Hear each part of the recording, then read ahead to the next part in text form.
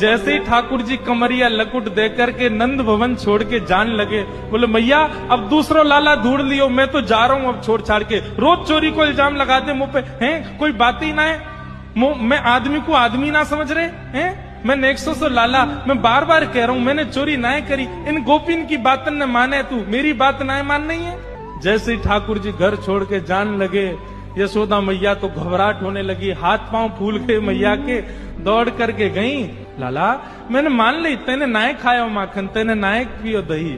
मैया की गोद में चढ़ गए और मैया से बोले मैया अब एक काम कर, बोले कहा जो छड़ी लेके तुम मोकू डरावे वही छड़ी को उठा और भगा इन गोपिन को, यहाँ से पीछे पड़ी रहे 24 घंटा मेरे, और सब गोपिन को लेकर के यशोदा मैया भगा रही है। यशोदा मैया के कंठ से लग गए। ठाकुर जी बोले मैया तो को मुंह पे भरोसा है ना, मैं ना करूं चोरी। बोले हाँ लाला मुझको तो पे बहुत भरोसा है। मैया एक बात कहूं, थोड़ी सी तो चोरी करी मैंने,